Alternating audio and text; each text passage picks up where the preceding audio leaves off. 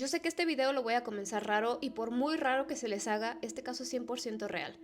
Imagina que ves a tu papá un día salir por la puerta de tu casa con un periódico bajo el brazo de ese mismo día, vestido de cierta forma, recién afeitado, arreglado, etc. Y no regresa, y no regresa. Pasan 8 años y él regresa exactamente igual. El mismo periódico, la misma ropa, recién afeitado, todo como el día que se perdió. Para este caso nos vamos a ir a la década de los 90 en Chile. Lamentablemente para este caso no tenemos imágenes como tal, les voy a decir por qué, ya que al hombre al que le ocurrió todo era una persona común y corriente, no era ninguna figura pública, ningún político, nada. Además, era la década de los 90. Las noticias no corrían tan rápido como lo hacen hoy en día. La tecnología de los celulares era súper limitada para llamar y ya. Entonces, no había manera que esto se conociera como se pudo haber conocido hoy en día. Esta imagen que voy a poner es representativa ya que cadenas televisivas chilenas sí hicieron que llegara a la pantalla chica. El hombre al que le ocurrió todo esto era llamado Rigoberto Páez Vergara y él era un ingeniero minero. Ya llevaba muchos años trabajando en la misma empresa y de hecho él tenía un puesto importante porque llevaba los planos y el trabajo para él era una de las cosas más importantes en su vida.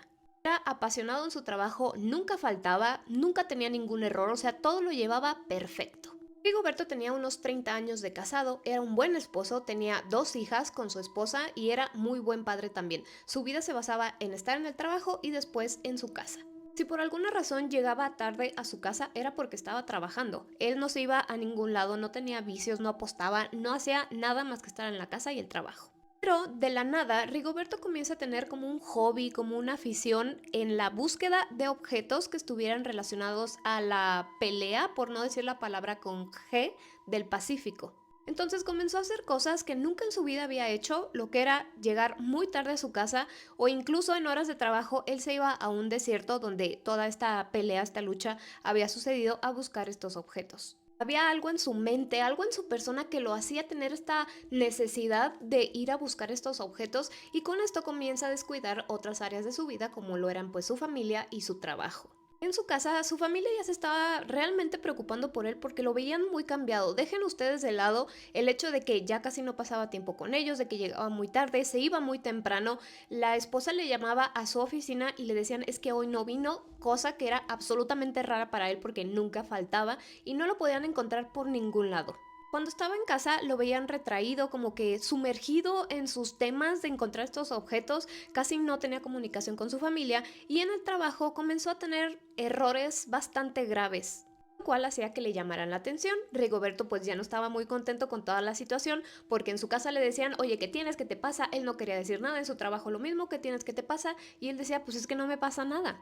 Bueno, en ese inter, Rigoberto se encuentra con un amigo suyo de la universidad que hace mucho tiempo que no veía. Sí se comunicaban, no era como que hubieran perdido la amistad por completo, pero pues hace mucho que no se veían, entonces comienzan a platicar y dicen, ah, no, pues hay que vernos. Y es cuando Rigoberto le cuenta a este amigo llamado Andrés a lo que se estaba dedicando en su hobby.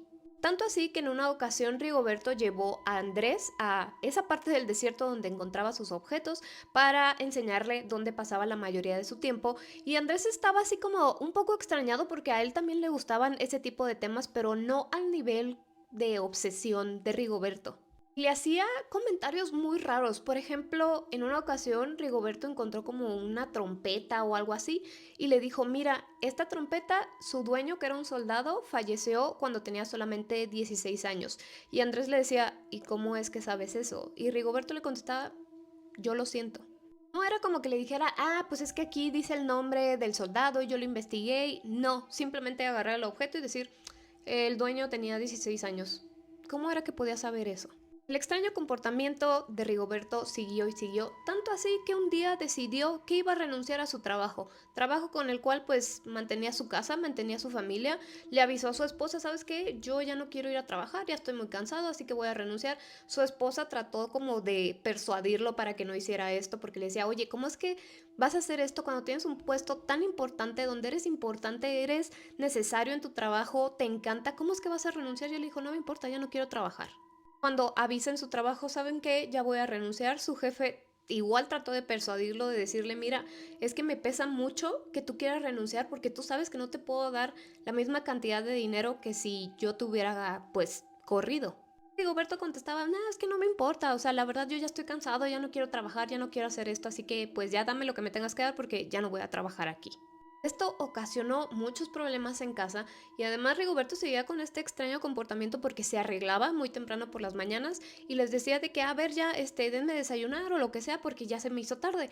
Y su esposa y sus hijas le decían como, ¿por qué? Ya no estás trabajando, ¿para qué se te va a hacer tarde? Y él no decía nada.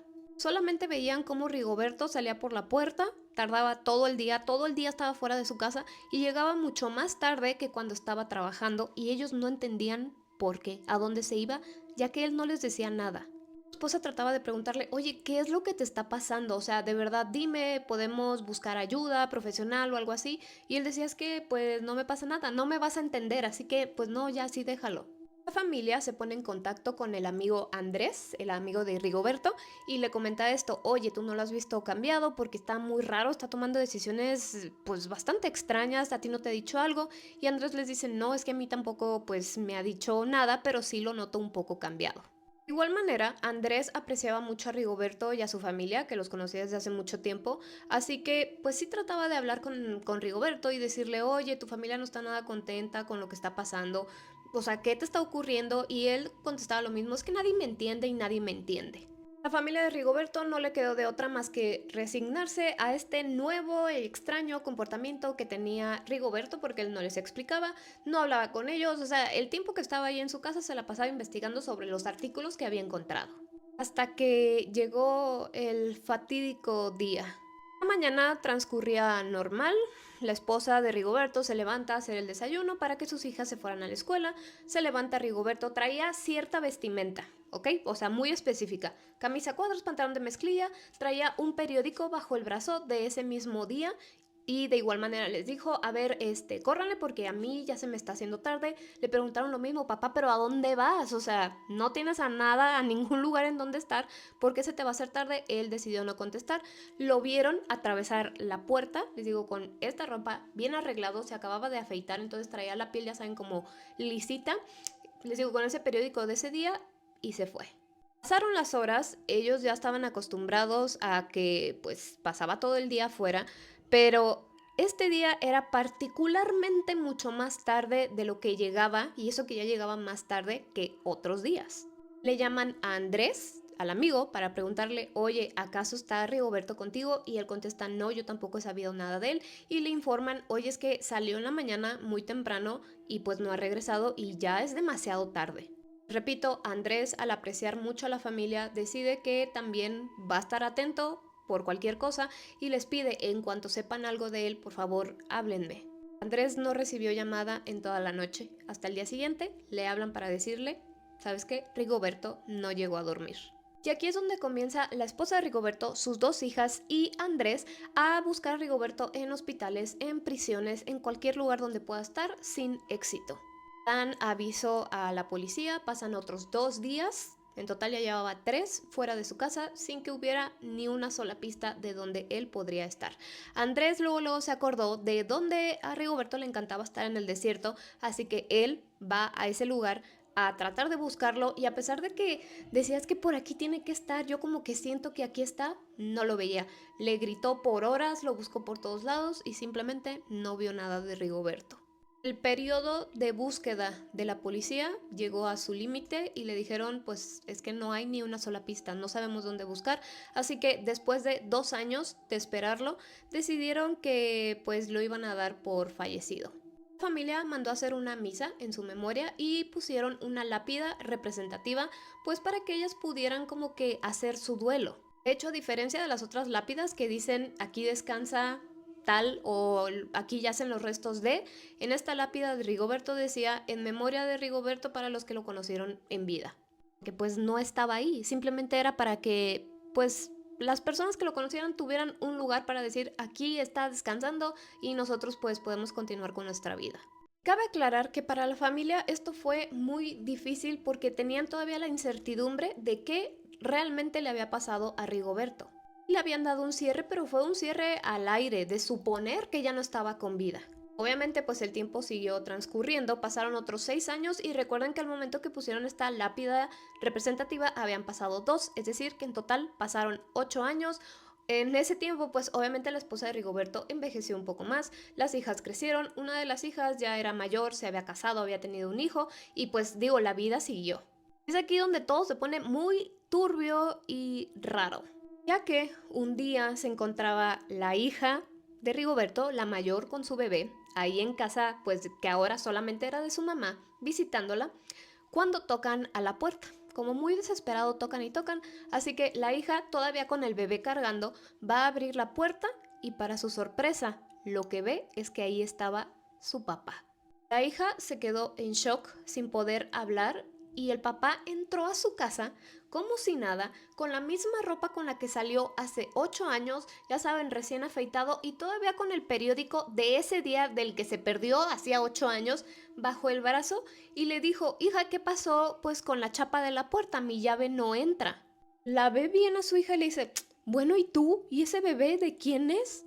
La hija estaba entre que se desmayaba, entre que pensaba que estaba viendo un fantasma, entonces sin contestarle nada a su papá, se dirige con su mamá, que no había visto quién estaba en la puerta, y le dice a su mamá, mamá, dime si estoy soñando o qué me está pasando. Y la mamá así que, ¿por qué? ¿Quién es o qué? Y le dice, es que mira, entonces es que voltea la esposa de Rigoberto y lo ve y automáticamente se desmaya. En la impresión, claramente. Imagínense la escena, ellas ya habían hecho todo su luto, ya habían hecho todo su duelo, ya habían pasado 8 años, imagínense cuántas cosas no pasan en 8 años y de repente llega el señor Rigoberto como si se hubiera ido en la mañana. Después de que la señora se repuso un poco, le preguntó, ¿dónde estabas? O sea, ¿qué te pasó? ¿Dónde estuviste? Y el señor le contestaba como, pues a dónde voy todas las mañanas, ¿de qué me estás hablando? Oye, y a propósito, ¿te pintaste el pelo o por qué tienes tantas canas? Ya no sabían quién estaba más impresionado, si Rigoberto al ver todos los cambios en su casa o la familia al ver a Rigoberto como si no hubieran pasado esos 8 años. Incluso una de las hijas comentó que cuando entró Rigoberto a la casa, pues se le hacía muy extraño porque estaban muchas cosas cambiadas, les digo, incluida la chapa, las edades de sus hijas, la edad de su esposa, el niño que no tenía idea que era su nieto, no lo reconoció ni siquiera, o sea, era como, ¿qué pasó aquí? O sea, yo nada más me fui en la mañana porque realmente Rigoberto tenía en total desconocimiento que habían pasado 8 años. Nadie sabía qué hacer, nadie sabía cómo reaccionar, lo único que se les ocurrió fue acudir con el amigo de Rigoberto, les digo, llamado Andrés, ya que Andrés era un parapsicólogo. Entonces una de las hijas va y le dice, oye, necesito que vengas a mi casa, mi mamá me manda por ti. Y Andrés así como, ok, sí, sí voy, claro, porque en todos estos 8 años que estuvo desaparecido Rigoberto, pues Andrés les estuvo echando la mano con cosas que necesitaran, entonces les dijo, sí, claro, sí voy a tu casa, pero dime qué ocurrió. Le dice, es que tienes que venir, pero ¿por qué? Dime qué ocurrió. Y es cuando la hija le dice, es que mi papá regresó. Y Andrés así como, ¿cómo que tu papá regresó? ¿Estás segura que no estás viendo un fantasma, que estás alucinando o algo así? Y la hija, no, yo le abrí la puerta, o sea, no es un fantasma, es mi papá. Andrés, totalmente impactado por la noticia, dejó lo que estaba haciendo y se fue a la casa para encontrar a su amigo que efectivamente había regresado. Y hubo otro segundo golpe de impresión, ya no saben de quién más, si de Andrés al ver a su amigo igualito o Rigoberto ver a Andrés ya avejentado. Andrés lo primero que hace es preguntarle, oye, ¿qué te pasó? O sea, ¿dónde anduviste estos 8 años? Y Rigoberto estaba en shock, o sea, casi no podía hablar por el shock y le decía, es que yo no puedo creer que hayan pasado 8 años. Yo me fui en la mañana de mi casa y regresé en la noche y resulta que mi hija ya tiene un hijo, resulta que mi esposa ya está más grande, toda mi casa está cambiada, o sea, ¿qué pasó? Andrés, como buen parapsicólogo, le dice, ¿no te acuerdas de nada? Y Rigoberto le dice, sí, sí me acuerdo. Recuerdo que salí de mi casa, que traía este periódico, lo ven y era la fecha en la que se había perdido. Recuerdo que fui a este desierto y pues cuando se hizo de noche regresé. Eso es todo. O sea, ¿qué más quieres que te diga si no sé? Andrés sabía que a este fenómeno se le conoce como missing time, es decir, que para Rigoberto no pasó más que unas cuantas horas, pero para el resto de la dimensión del tiempo, la de nosotros, habían pasado 8 años de alguna extraña manera. Fíjense, este no es el primer caso de Chile, hay otro incluso como de un policía que enfrente de todos se perdió 15 minutos, si quieren luego se los traigo. El caso es que Andrés le dijo a Rigoberto, mira, tal vez tú no te acuerdas qué te pasó, pero yo puedo hacerte una regresión para ver si ahí sale algún detalle. Al principio Rigoberto no quería porque él estaba, les digo, estaba en shock. Él ya no quería moverle porque no podía dormir en las noches de estar pensando todo esto, no podía hacer nada, o sea, simplemente estaba como en estado catatónico, casi casi, porque no sabía qué pasó. Fíjense, hay otro detalle muy extraño, y ya ven lo que dicen que el diablo está en los detalles. Resulta que el día que nació el nieto de Rigoberto fue justamente el día que él se perdió. Mucha coincidencia. Después de un tiempo de que Andrés lo estuvo presionando para que hicieran esta regresión, Rigoberto por fin acepta, pero el destino tenía otros planes porque en el momento que Rigoberto acepta se ponen de acuerdo para hacerlo cierto día. Antes de que llegara ese día, Rigoberto fallece y se fue de este mundo con su secreto. O sea, nunca se pudo saber qué le pasó, en dónde estuvo todo este tiempo, y ya no se va a saber. La familia ya no quiso como que decir mucho porque en el momento en que se perdió tuvo que enfrentar comentarios como seguramente tenía otra familia, seguramente se escapó, seguramente ya saben, se fue a cualquier lado, y ellos sabían que eso no había pasado, y al momento en que vieron que Rigoberto regresó y lo vieron así y todos estaban en estado de shock, decidieron como que ya no hablar del tema. Porque para ellos fue muy difícil desde un inicio ver el cambio de Rigoberto cuando se perdió, que no sabían qué le había pasado, de repente vuelve, o sea, era una situación muy fea para ellos. Por ahí, personas de Chile me dijeron que este caso fue investigado científicamente y que no pudieron darle ninguna explicación, porque pues no la hay, o por lo menos en nuestras explicaciones razonables no hay ninguna que concuerde con este caso. Incluso Andrés, que les digo, es parapsicólogo, dijo, esto del missing time nos puede pasar a cualquiera, en cualquier momento. O sea, no estamos a salvo de que eso nos pase, pero la cosa aquí es, ¿por qué, por ejemplo, cuando Andrés fue al desierto a buscarlo, él decía, yo aquí lo siento, o sea, siento que aquí está, pero no lo puedo ver? ¿Por qué de repente Rigoberto se empezó a obsesionar con estos temas? O sea, como hobby está bien y estoy de acuerdo que de repente el hobby nos gana hacer otras cosas que tenemos que hacer, como por ejemplo el trabajo, pero tanto así de obsesión de renunciar a su trabajo, de renunciar a toda su vida para estar ahí, ¿qué lo llamaba ahí? ¿Por qué no quería decir por qué quería estar ahí todo el tiempo? O sea, ¿por qué no dar explicaciones? ¿Por qué decir nadie me entiende? Definitivamente algo lo estaba llamando que estuviera ahí y por eso ocurrió todo esto, ¿o qué pasó? Pero bueno, ¿ustedes qué opinan? Si quieren que les traiga el otro caso del policía este que desapareció por 15 minutos, también díganmelo y yo como siempre los estoy leyendo. Imagina que compras una casa con mucho trabajo, mucho esfuerzo, te cuesta mucho pagarla, para que al final de cuentas no quieras pasar ni un minuto solo en tu casa. Y cuando estás solo, te das cuenta que realmente no estás solo, si saben a lo que me refiero. Para este caso nos vamos a ir a Inglaterra en el año 2004. Este hombre que ustedes ven aquí se llama William. Él fue el que experimentó todo lo que les voy a contar a continuación.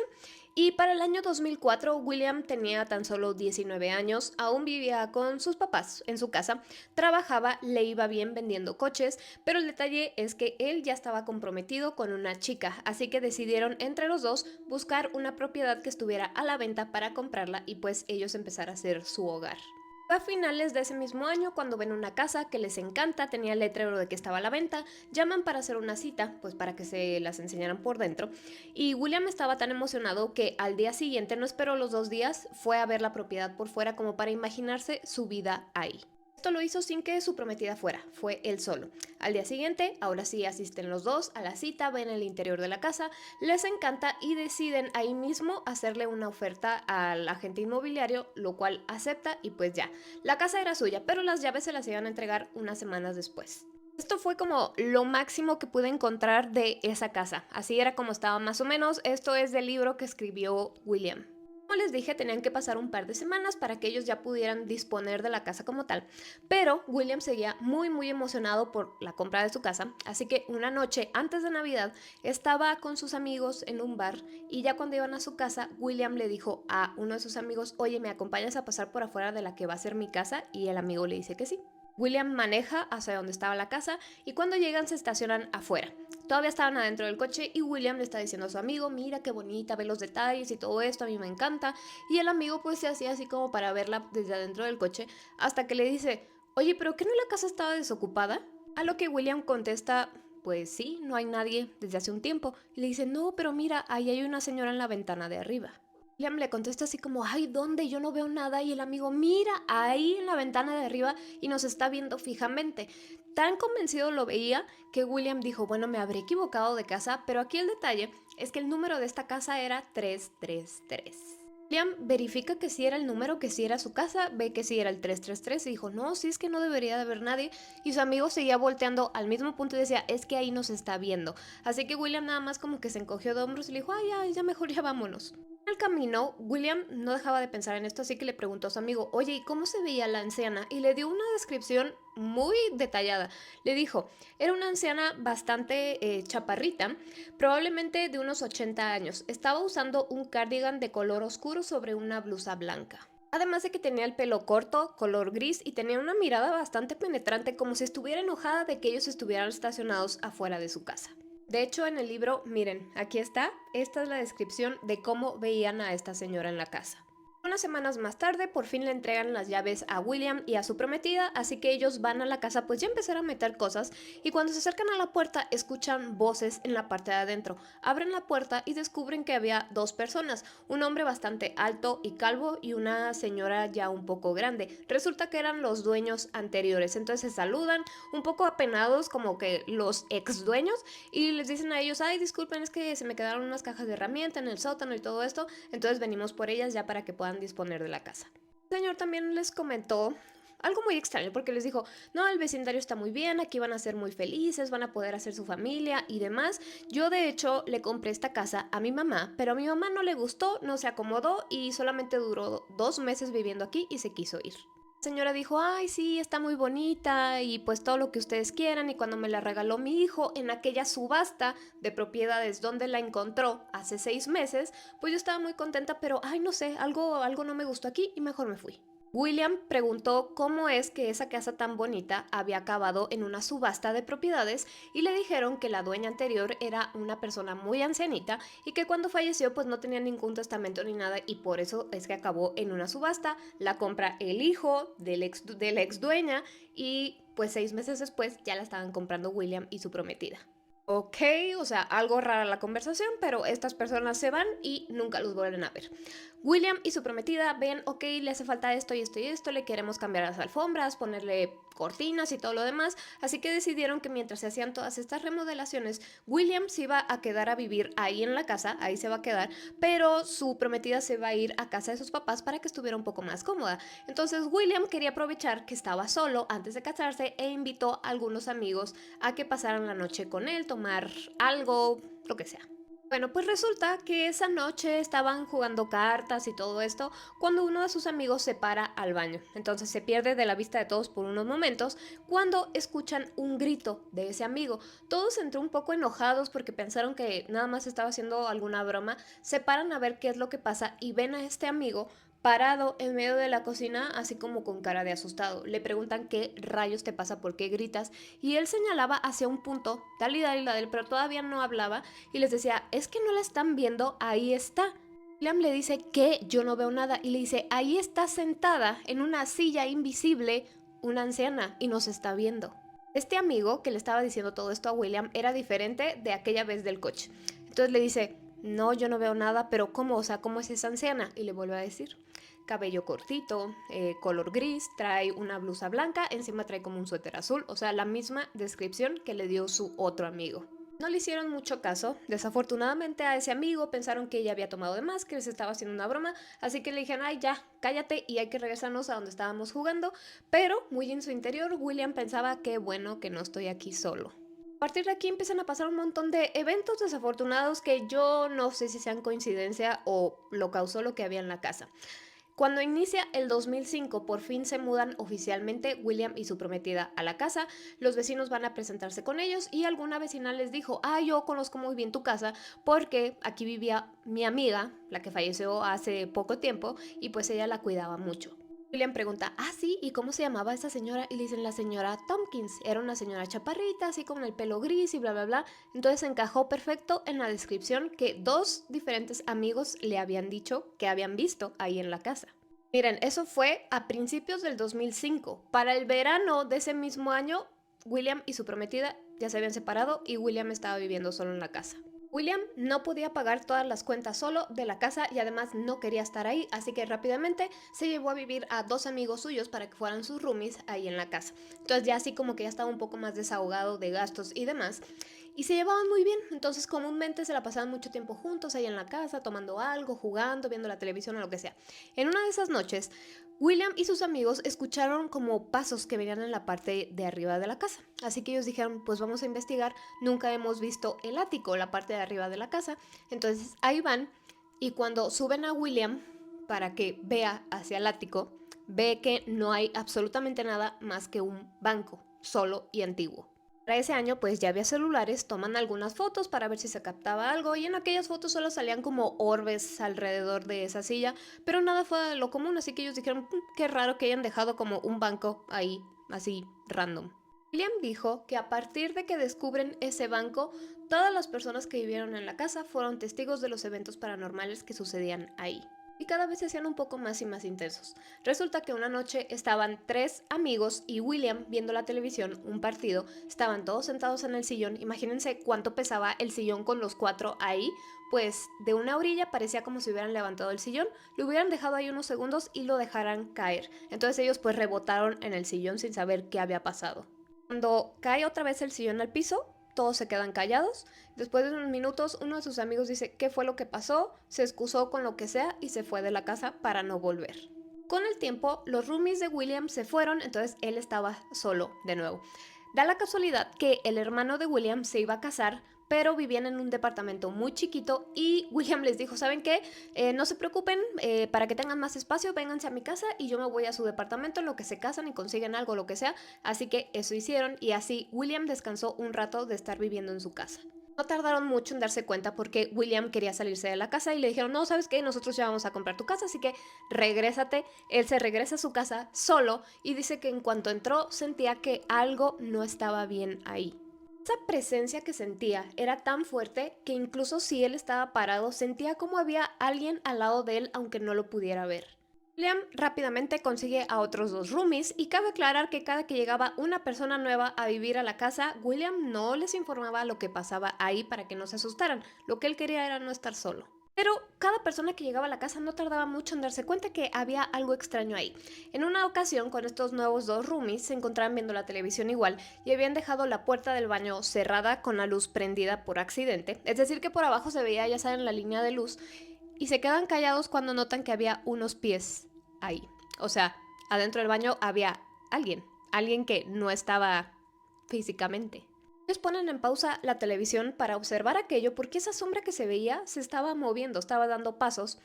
Se quedan todos callados y escuchan como alguien va subiendo por las escaleras, pero con pasos muy pesados, como si trajera botas de trabajo. El último escalón ya para llegar arriba rechinaba cuando lo pisaban y justo se escucha como rechina, caminan por el pasillo, abren la puerta, se meten porque rechinaba un poco la puerta, la vuelven a cerrar y se escucha algo en el baño. Todo eso mientras todos estaban presentes y no había otra persona en la casa. Los otros roomies le dicen a William, es tu casa, tú ve a ver quién está allá arriba, pensando que era un ladrón o lo que sea. William no quería ir, le dijeron, nosotros te acompañamos, pero tú vas a abrir la puerta. Así que ahí va. William, muerto de miedo, aunque ya sabía lo que ocurría en su casa, nunca había escuchado con tal claridad todo esto.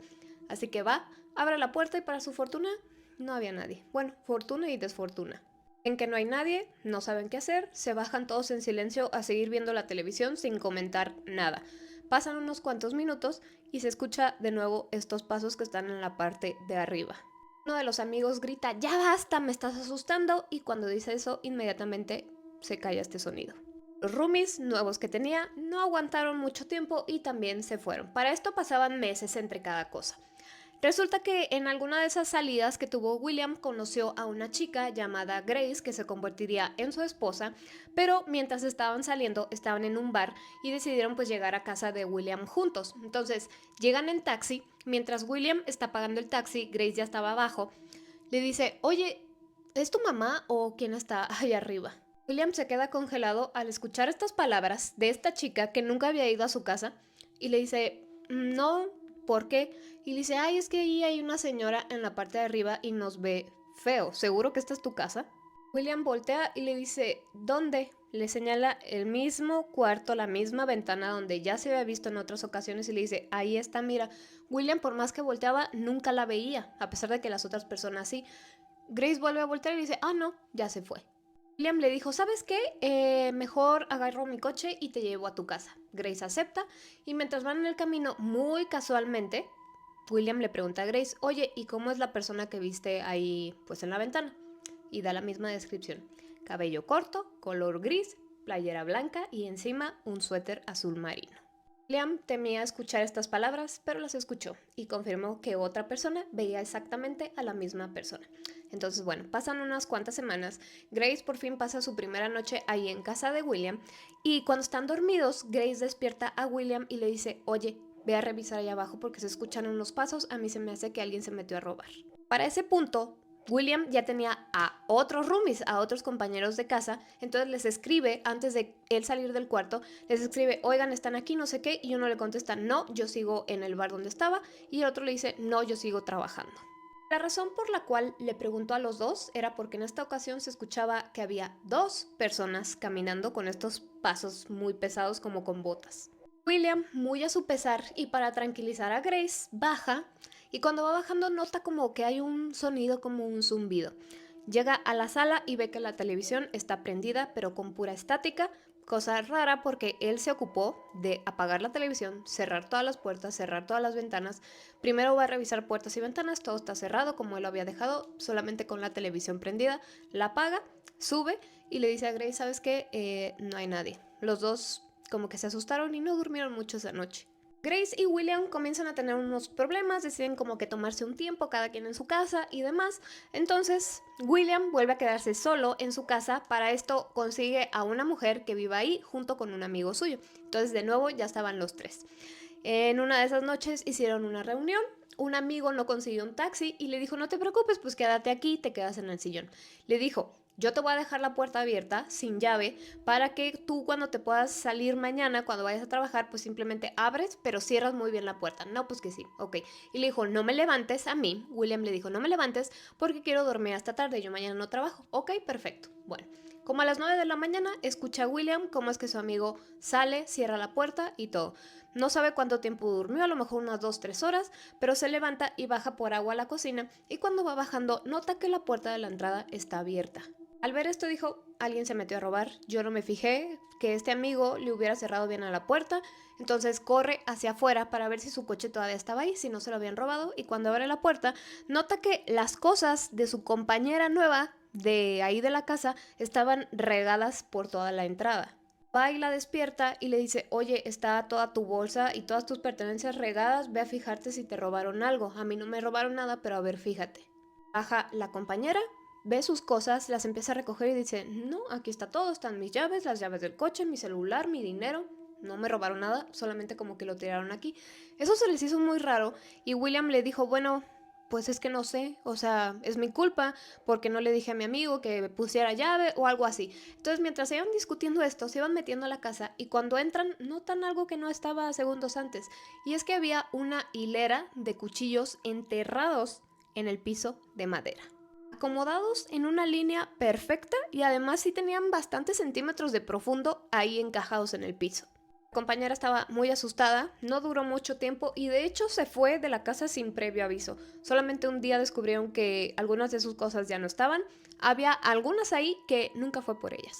A lo mejor algo vio esta mujer que dijo, yo no regreso ni por mis cosas, solamente se fue. El otro roomie también se va y nuevamente consigue a otros dos compañeros. Yo no sé cómo es que William conocía a tanta gente para que viviera ahí. El caso es que llegan otros dos. En esta ocasión, uno de los roomies le encantaba salir de noche hasta muy noche. En una ocasión llegó a las 4 de la mañana cuando los otros dos ya estaban dormidos y antes de irse a su cama decidió tomar algo más antes de acostarse.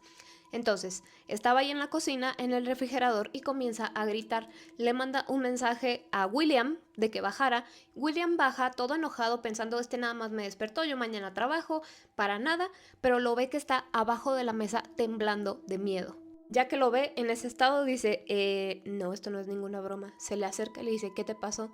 Y le dice, lo que pasa es que por el jardín vi una figura blanca. Dice, yo pensé que era alguien tratándose de meter a la casa a robar Entonces me le acerqué a la ventana como para ver bien quién era, y en cuanto esa figura me vio, porque volteó, porque era así como la silueta de una persona, se volvió cristalina y desapareció enfrente de mis ojos. William, ok, pero ¿cómo era esta silueta? Y le dice, de una anciana. Para cuando todo esto estaba ocurriendo ya era el año 2015, ya tenía muchos años allá en la casa experimentando esto que no le gustaba por completo, pero no acababa de pagar todavía la casa, entonces era como que no se podía mudar, que es lo que muchos me preguntan, ¿por qué no se van? Bueno, pues era por esa situación. Resulta que por fin regresa con Grace, Grace ya se muda a la casa y las primeras noches que ella pasó ahí, pues William se iba a trabajar, ella se quedaba solita porque por fin ya no tenían roomies, compañeros ahí. Y eran como las 9:30 de la noche aproximadamente cuando Grace baja a ver la televisión, pues en la sala, y cuando baja ve a esta anciana, otra vez igualita, así. Ella ya sabía toda la historia de la casa y a pesar de que la vio en varias ocasiones como que a Grace no le daba nada de miedo, o sea, no se inmutaba, era como, ah, ahí está y ya. En el 2017 oficialmente Grace se muda a la casa ya para hacer a su casa más familiar, comienzan a hacer renovaciones y con estas renovaciones pasaban un montón de cosas más. Les abrían las puertas, las ventanas, las puertas de la cocina, ya saben, con todos los cajones los encontraron abiertos, veían a la anciana pasearse tanto por el jardín, por la casa y desaparecía así de la nada. O si no les estuviera gustando que estuvieran renovando su casa. Para el año 2019 la casa estaba totalmente renovada, invitan a un amigo que se iba a quedar ahí a dormir y les dice yo me voy a ir a dormir y ellos se quedaron William y Grace viendo la televisión un rato más, le dan la habitación de huéspedes y todo. Se sorprenden como a los 40 minutos llega el amigo y les dice ¿qué pasó? Y ellos pues nada, le dicen no, pues me estaban llamando, no, ok, se va. Pasan 20-30 minutos y baja todavía enojado y les dice ¿ahora qué? No, pues es que no te estamos llamando, pero él insistía que una voz lo estaba llame y llame y llame. Aquellos pasitos que escuchaban al principio, bueno, pasitos entre comillas, se volvieron en golpes insoportables que los despertaban por la noche, día tras día, o más bien noche tras noche tras noche. Les tocaban la puerta de la entrada con unos golpesotes, ellos se asustaban, iban a ver y descubrían que no había nadie, nadie estaba tocando la puerta. Algo de otro mundo y no nada más la presencia de la señora antigua dueña de la casa estaban presentes en esa casa con el número 333. Para el año 2022, William y Grace aceptaron que un grupo de investigadores paranormales, de mediums y demás fueran a la casa como a investigar qué era lo que estaba pasando. Y ellos le dijeron, es que, o sea, con razón pasan todas estas cosas aquí en tu casa. Tu casa es un portal. O sea, no nada más está alojando el espíritu de la antigua dueña, sino que es un portal, por eso pasan tantas cosas. Dijeron, es que no es tanto tu casa, es el lugar en donde está construida lo que influye a que haya un portal aquí. Después de su investigación determinaron que era un portal que estaba abierto para que múltiples entidades y espíritus cruzaran de una dimensión a otra, de la suya a la nuestra, de la nuestra a la suya y así. La cosa aquí es que no saben qué está influyendo en este caso para que esta casa sea un portal. O sea, si es aleatorio, si hay algo, o sea, por el número 333, pues no creo que sea. Simplemente llama la atención, como siempre nos han dicho que la hora del diablo y bla bla son las 3:33, que sea esta casa y que estén pasando tantas cosas. Lo último que sabemos de William, recuerden que el último fue en el 2022, pero él dijo que a pesar de que lleva muchos años viviendo en su casa y a pesar de todo lo que ha visto, experimentado, él todavía se considera un escéptico porque en teoría él nunca ha visto el fantasma de la señora en su casa. Otras personas sí le han dicho, mira, ahí está, pero él no la ve. Entonces espera el momento en que esta señora se presente ante él y ahora sí él pueda creer. Es por eso que tampoco tenemos muchas imágenes de la casa porque real sigue siendo su casa. Esta fue una historia bastante larga y créanme que se la resumí en los eventos más importantes porque hay un sinfín de cosas que ocurrieron aquí, pero se me hace padre que un caso tan extenso y que llame la atención, a lo mejor hasta acá no nos llegó, pero sea más reciente, porque la mayoría es de los años 1940, 30, 70, 80, este es más reciente y a lo mejor todavía en este año 2025 siguen experimentando cosas. Pero bueno, ¿ustedes qué opinan? O sea, como por qué se abrió un portal aquí de la nada. Y yo, como siempre, los estoy leyendo. Un exorcismo volvió a un amoroso esposo en un quitador de vidas, vamos a decirlo así. Bueno, para un hombre que tenía 40 demonios en su cuerpo y que solo pudieron quitarle 37, pues los 3 restantes hicieron que pasara todo esto. Todo lo que les voy a contar a continuación es muy fuerte. Desafortunadamente es real, esto es una parte del periódico donde se habló de aquella noticia y todo esto ocurrió en la Gran Bretaña. Michael Taylor, quien es este hombre, nació en la Gran Bretaña en el año 1944. Esta es la mejor foto que yo pude encontrar, aunque si la comparamos con esta, que sí es de un periódico, como que no se parecen mucho, pero vamos a ponerle que sí es él. Bueno, como les decía, Michael nació en el año 1944, vivió toda su vida una vida pues completamente ordinaria. Él era un hombre bastante sencillo y muy tranquilo. Conforme él creció, se casa con una mujer llamada Christine, con ella tuvo 5 hijos y en su casa también tenían un perrito.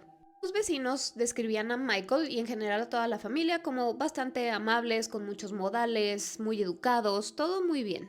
Michael era un carnicero de profesión, con esto mantenía a toda su familia, que les iba pues en general bien. Era buen esposo, buen padre, o sea, el tiempo que tenía libre se lo pasaba con su esposa e hijos, y si le sobraba un poco más de tiempo, con vecinos y amigos. Sin embargo, en algún punto de su vida, Michael sufre una lesión en su espalda grave que hizo que él ya no pudiera trabajar como estaba acostumbrado. Ahora solamente podía ir un par de horas a su carnicería, ya no les estaba yendo tan bien por esto precisamente, y eso hizo que Michael se llenara como de resentimiento, de coraje, depresión, un montón de cosas a raíz de esa lesión. Y no era tanto por la lesión, sino por todo lo que acarreó tener esa lesión. De ser una persona sociable que siempre quería estar compartiendo tiempo con familia, amigos, ahora estaba totalmente retraído. No quería interactuar con nadie, ni siquiera con su familia. Esto generó muchos problemas en casa, así que Christine, su esposa, decidió como buscar algún tipo de solución. Ellos no eran una familia religiosa, pero al ver los demás que estaban teniendo muchos problemas, un amigo de la familia se les acercó y les dijo: miren, todos los problemas que ustedes tienen es por falta de espiritualidad, así que yo les recomiendo venir a mi iglesia para que les den unas pláticas, tal vez se identifiquen y les empiece a ir mejor. Cuando se les propuso esto, Michael se negó, dijo: yo no quiero saber de nada, no quiero saber de nadie, no quiero ver a nadie, pero Christine insistió y en algún punto pues Michael acepta. Y es que van a la iglesia a tomar estas pláticas. Aquí es donde todo se desmorona. Resulta que cuando ellos van a las pláticas, conocen pues a los que estaban ahí también, y entre estas personas que conocieron había una mujer predicadora llamada Mary.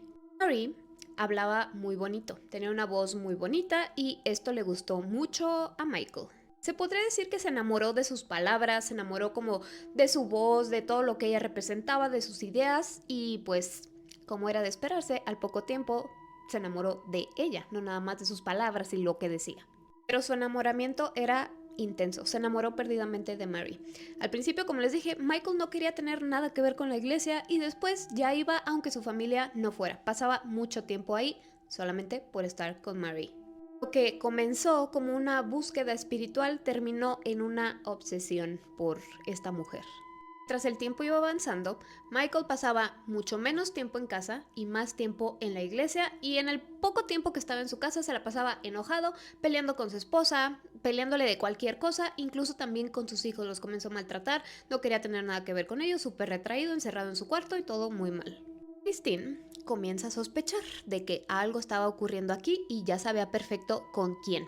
Entonces no dijo nada, se esperó a que fuera la plática en donde iban todos juntos como familia, y ahí en medio de la plática fue que los confrontó y les dijo: yo sé que ustedes dos, Michael y Mary, no tienen una relación tan cordial como ustedes creen, esto es más bien carnal.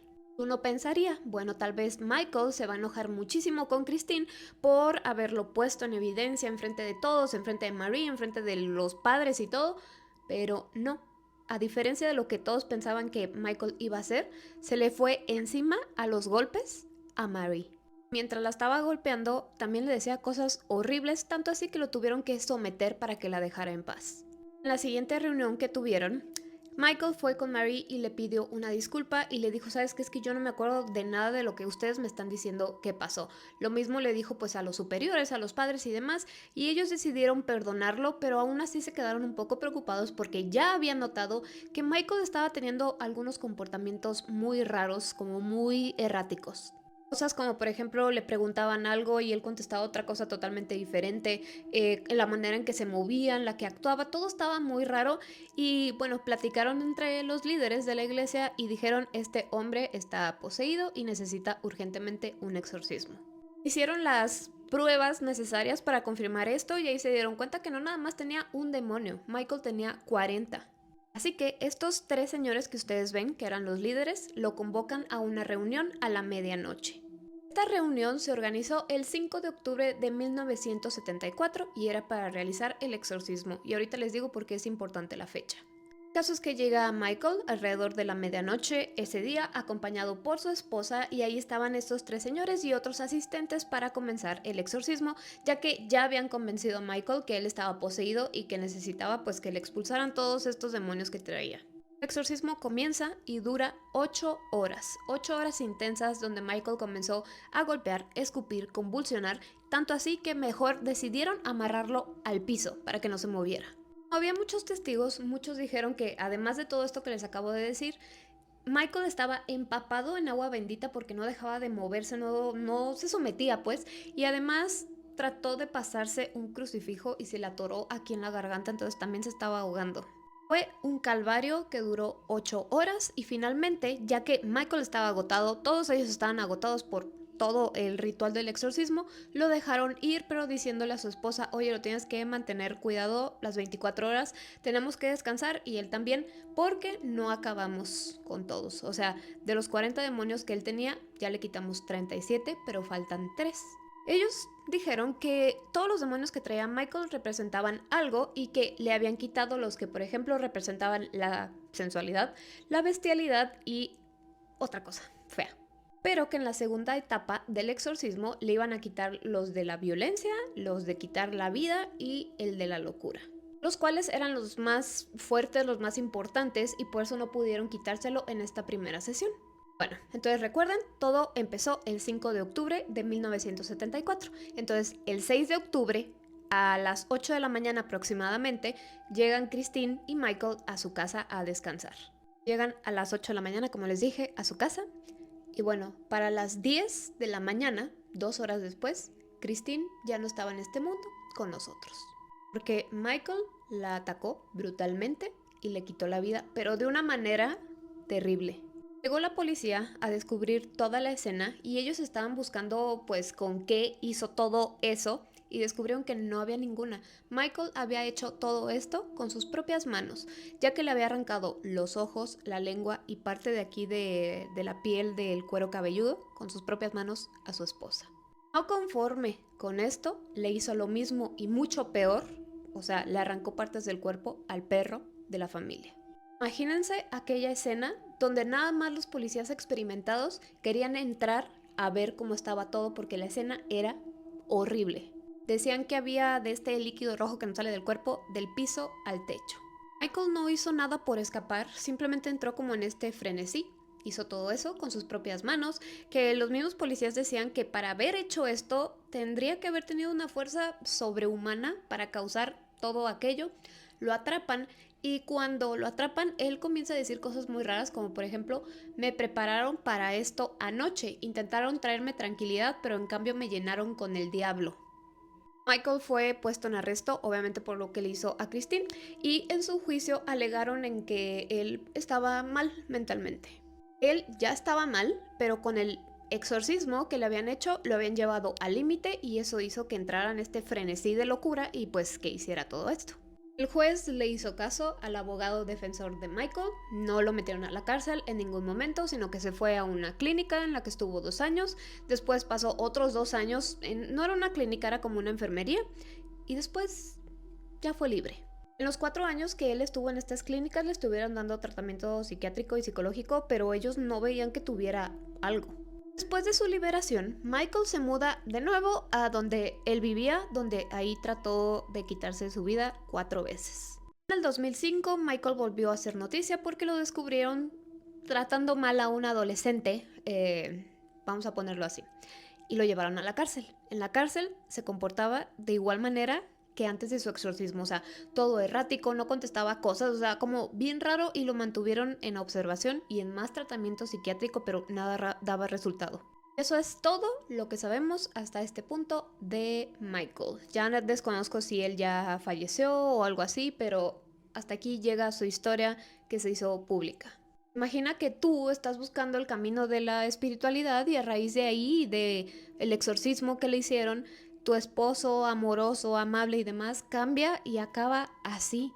A mí me queda la pregunta de, ¿realmente sí estaba poseído? No sé qué tipo de pruebas le hicieron para ellos determinar, sí, sí está poseído y además tiene 40. No uno, ni 5, ni 10, no, tiene 40 demonios. ¿Y cómo saben que le sacaron 37 y que 3 se quedaron ahí? O sea, esa es mi pregunta. Pero además, si estuvo tantos años en tratamiento mental y no le descubrieron nada, entonces, ¿qué tenía este hombre? De los hijos tampoco se habló, pero supongo que si faltaba la madre y el padre estaba pues encerrado, pues tuvieron que haber ido con algún otro familiar. Pero bueno, ¿ustedes qué opinan de este caso? Les dije, está fuerte y muy feo. Así que bueno, yo como siempre los estoy leyendo. Yo creo muchos de nosotros conocemos, ubicamos o hemos escuchado algo sobre el misterio del caso del Paso Dyatlov. Es uno de los más grandes enigmas que tenemos hasta el día de hoy y a pesar de que tenemos más tecnología y podemos tener una pista de qué fue lo que les pasó, la única sobreviviente de este caso, de este incidente, dice que si le pudiera hacer una sola pregunta a Dios sería ¿qué le pasó realmente a sus amigos aquella noche? Este caso termina en un montón de tragedia, pero ¿qué tal si les dijera que hay otro caso que de hecho le llaman el otro caso del Paso Dyatlov? Para entrar un poco en contexto les voy a decir un resumen sobre lo que ocurrió aquí y después nos vamos a ir con el caso que les traigo realmente. Si quieren un video completo sobre esto me lo pueden decir y yo se los traigo después. Ok, el caso del Paso de Dyatlov ocurrió el 1 y 2 de febrero del año 1959. Un grupo de 9 excursionistas especialistas en el esquí pues salieron a una montaña. Sus cuerpos fueron hallados unas semanas después por un grupo de rescate al ellos no dar señales de vida. Pero el modo en que encontraron los cuerpos fueron totalmente extrañas porque, por ejemplo, el campamento que tenían estaba vacío y las casas de campaña totalmente destrozadas. Cerca de ahí encontraron restos de una fogata con 2 cuerpos, pero lo raro era que esos cuerpos solo estaban vestidos con ropa interior cuando las temperaturas donde estaban eran de bajo cero. Después encontraron otros 3 cuerpos y 2 meses después encontraron el resto. Por cierto, la única persona que sobrevivió fue porque se regresó de ese viaje porque le empezó a dar un dolor en la ciática. Probablemente si se hubiera quedado con ellos el resto del viaje hubiera tenido el mismo destino. Entonces los analizan y el forense dice que 5 de ellos fallecieron por hipotermia, aunque uno de ellos tenía pues su cráneo destrozado. El resto tenía traumatismos en todo su cuerpo que el forense dijo estos se los hicieron con una gran fuerza y a uno de ellos le faltaba la lengua. También dijeron que ellos habían fallecido aplastados por una fuerte presión y que esa presión se originó a una fuerza de origen desconocido. Otra cosa extraña fue que la tela de su tienda de campaña fue rasgada de adentro hacia afuera. Es decir, que los que estaban ahí trataban de salir desesperadamente y varios de ellos tenían mucha radiación en su ropa. Y claro que hay un montón de teorías de qué les pudo haber pasado, entre ellos obviamente está la radiación, pero hay otras personas que dicen que esto fue debido a operaciones secretas extraterrestres por el Yeti, pruebas militares, infrasonidos, avalanchas, por tribus, un montón de teorías. Pero bueno, ya habiéndoles dicho ese mini resumen, vamos a hablar del otro caso. Este caso ocurrió en Rusia, es un poco más reciente que el pasado y tal vez les digo, es un poco más extraño. Porque sí, también hay teorías de qué les pudo haber pasado, pero todas son descartadas porque no encajan con los hechos. De igual manera, solo hubo una sobreviviente. A este caso es llamado el incidente de Kamar-Davan, ocurrido en 1993, como les dije, en Rusia. Las fotos no son de excelente calidad, pero esto es lo que hay. Así que en este grupo eran 7 excursionistas. Todos ellos estaban en forma, sanos y eran experimentados. Esta era una excursión de varios días y la líder era una mujer profesional de excursiones al aire libre y todo esto de 41 años. El resto de ellos eran sus estudiantes que iban desde los 24 años hasta los 15, algunos muy pequeños. Este era uno de los varios grupos que iban a hacer esta excursión y ellos tenían el plan de reunirse con un segundo grupo que de hecho su líder era la hija de la maestra de este primer grupo. Desafortunadamente no lo hicieron, nunca se reunieron. Al principio nadie estaba alarmado de que pues el primer grupo no llegara porque el clima no estaba para nada agradable y esto suele suceder. Pueden pasar un montón de cosas que pueden hacer que pues se atrasen. Realmente no sé cuánto sea lo normal dentro de retrasos que pueda haber en este tipo de excursiones, porque ya habían pasado 5 días de que no sabían qué les había pasado al primer grupo, hasta que tuvieron signos de ellos. Y eso fue que llegó una sola chica de los 7, sola, con su ropa cubierta del líquido rojo que nos sale de las venas. Ya saben que no puedo decir el nombre, pero ya saben a qué me refiero.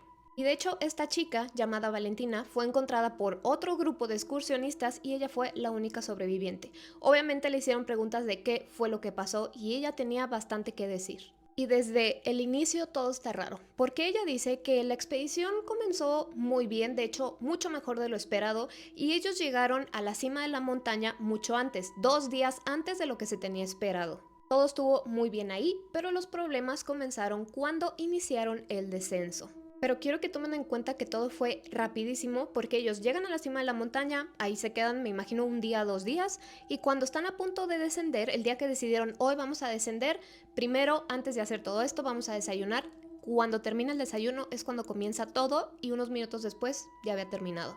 Porque, ok, terminan el desayuno, recogen sus cosas, empiezan a caminar y a los pocos minutos uno de ellos comienza a gritar histérico. Este niño, llamado Sacha, quien era el que estaba gritando, se agarraba su cara de una manera muy desesperada antes de caer al suelo, y cuando cae es que se dan cuenta que pues tiene este líquido rojo saliéndole de los ojos y de los oídos. La líder del grupo, sin saber qué le estaba pasando, se acerca con el niño y les dice a los demás vayan a buscar ayuda a la montaña porque seguramente se van a encontrar con alguno de los otros grupos que están subiendo, y apenas terminó de decir esto cuando ella también comienza a gritar desesperada. Ellos apenas habían dado unos pasos para buscar ayuda, escuchan los gritos, se regresan con su líder y la ven en el mismo estado que el primer niño. Saliéndole líquido rojo de los oídos, de los ojos, ella le estaba saliendo espuma por la boca y además, pues ya saben, estaba teniendo este tipo de contorsiones en el cuerpo involuntarias. Los pobres niños apenas si estaban tratando de entender qué era lo que estaba pasando cuando un tercer miembro del grupo comienza a hacer exactamente lo mismo.